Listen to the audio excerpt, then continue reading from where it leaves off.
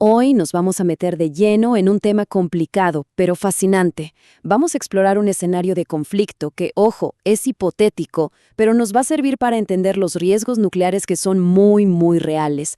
Es una especie de simulación que saca a la luz verdades bastante incómodas sobre cómo funciona la lógica de la guerra. A ver, imaginen esto por un momento. Es 28 de febrero de 2026 y el mundo se despierta con una noticia bomba. Un ataque coordinado de Estados Unidos e Israel contra Irán. Insisto, esto no es una predicción, para nada. Es simplemente el punto de partida de un análisis estratégico que vamos a desmenuzar juntos. Y aquí quiero ser súper claro. Todo lo que vamos a ver sale de un informe que usa este conflicto inventado para una cosa: estudiar cómo se toman decisiones bajo una presión que ni nos imaginamos. No es que estemos tratando de adivinar el futuro, es más bien una simulación para entender mejor nuestro presente. Muy bien, entremos en materia. Para analizar este escenario, el estudio hace algo muy interesante. Traza un paralelo con un momento histórico clave: la decisión de Estados Unidos de usar armas atómicas en 1945. ¿Y por qué Hiroshima? Porque las razones para una escalada nuclear nunca son simples. Son una mezcla compleja de cálculos militares, políticos y hasta tecnológicos. El estudio entonces identifica estos 6 factores como los que empujaron a la decisión de 1945.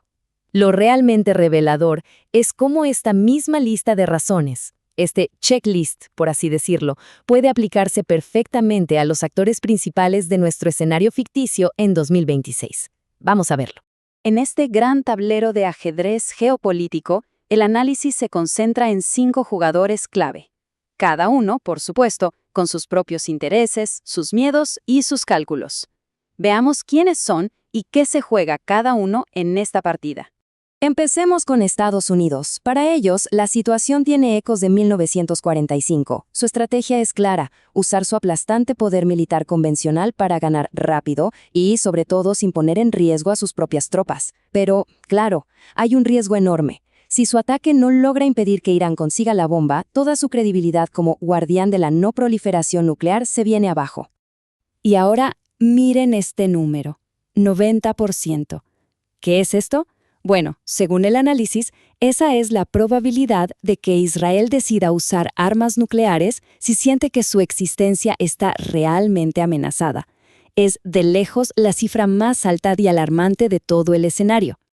Y ese 90% se explica con un concepto: la opción Sansón. Hay que entender que por su tamaño y geografía, Israel es extremadamente vulnerable. Un solo ataque nuclear podría ser, literalmente, el fin. Esa vulnerabilidad define toda su estrategia. Si caemos, nos aseguramos de no caer solos. Esto hace que su umbral para una respuesta de ese calibre sea peligrosamente bajo. Ahora vamos con Irán, que se enfrenta a una paradoja brutal. Es un verdadero callejón sin salida. Por un lado, el régimen parece convencido de que la única forma de garantizar su supervivencia es teniendo la bomba atómica. Pero por otro, el mismo día que la consigan, se convierten automáticamente en el blanco de un ataque que podría destruirlos. Una situación casi imposible de resolver. Y esto no es una charla teórica. Según los datos del informe, Irán ya tiene el material necesario para construir varias armas. Esto convierte el dilema en algo urgente y tangible. Y aquí está la gran ironía. La propia amenaza de un ataque externo es el principal combustible que alimenta su carrera por la bomba, viéndola como su único posible elemento de disuasión. Rusia, por su parte, juega un partido muy particular. En una guerra convencional, limitada, es el único que sale ganando. ¿Por qué? Porque el precio del petróleo se dispara y Estados Unidos se distrae de Europa. Negocio redondo. Pero, si el conflicto escala a nivel nuclear, la situación se vuelve catastrófica también para ellos. Los mercados se hundirían llevándose por delante su principal fuente de ingresos. ¿Quieren caos? Sí, pero un caos muy bien controlado. Y finalmente tenemos a China, que según el análisis es quizás el jugador más pragmático. Un conflicto a gran escala amenaza sus gigantescas inversiones y su suministro de petróleo. Pero también le presenta una oportunidad de oro. Si logra mediar un acuerdo de paz, se consolida como una superpotencia responsable. Y por supuesto, hay un juego secundario. Con Estados Unidos enfocado en Oriente Medio, se abre una ventana de oportunidad estratégica en su propio vecindario, concretamente, sobre Taiwán. Bien, ¿y cómo podemos visualizar la interacción de todos estos intereses? El informe recurre a una herramienta de la teoría de juegos, una matriz de pagos. Básicamente, le pone un puntaje a cada posible resultado para cada país. Vamos a verla. Fíjense en la tabla. El escenario actual, el de la guerra convencional, tiene una suma global negativa. Es un juego en el que, en conjunto, el mundo pierde. Ahora comparen eso con la fila de acuerdo diplomático. Es la única que tiene una suma global positiva, donde todos, sin excepción, salen ganando. Los números son clarísimos. Y esto nos lleva al nudo del problema. Es lo que en teoría de juegos se llama un equilibrio de Nash. Suena técnico, pero la idea es sencilla. Es una trampa. Nadie quiere moverse de donde está, porque cualquier movimiento en solitario empeoraría su propia situación.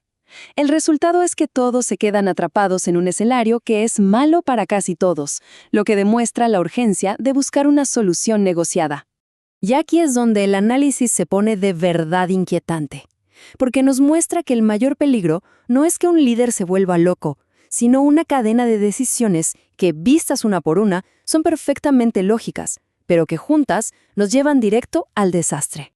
Miren cómo podría ser la secuencia, como una fila de fichas de dominó. Irán, sintiéndose acorralado, hace una prueba nuclear subterránea como advertencia, un movimiento racional desde su punto de vista. Esto, a su vez, dispara la probabilidad de respuesta israelí al 90%. Esa respuesta obligaría a Estados Unidos a intervenir para apoyar a su aliado, y eso, finalmente, podría provocar una reacción de Rusia. Cada paso es lógico por separado, pero la suma de todos ellos es la catástrofe. Y esta es, tal vez, la lección más importante de todo este ejercicio mental.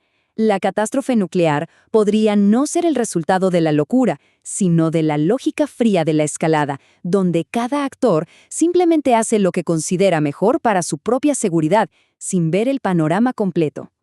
Bueno, entonces, ¿qué hacemos con todo esto? ¿Estamos condenados a seguir esta lógica destructiva? Afortunadamente, el análisis no se queda solo en el diagnóstico del problema, sino que también se atreve a proponer algunas vías de salida. Primero, hay que entender esta paradoja tan peligrosa. Cada ataque exitoso contra Irán, en lugar de disuadirlo, refuerza su creencia de que la única forma de garantizar su futuro es con un arma nuclear. En otras palabras, la presión militar está consiguiendo exactamente lo contrario de lo que busca.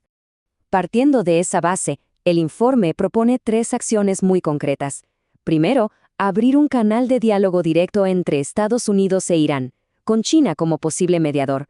Segundo, permitir el acceso total y sin restricciones a los inspectores internacionales. Y tercero, establecer un teléfono rojo, una línea de comunicación militar directa para evitar que un malentendido encienda la mecha. El mensaje final del estudio es, por lo tanto, muy claro y contundente. En el complejo cálculo de la disuasión nuclear, sentarse a negociar no es una muestra de debilidad. Según este análisis, es la única jugada estratégicamente racional. Es el único camino que lleva a un resultado positivo para todos. Y con esto cerramos, dejándonos una pregunta fundamental en el aire, una que va mucho más allá de este escenario hipotético.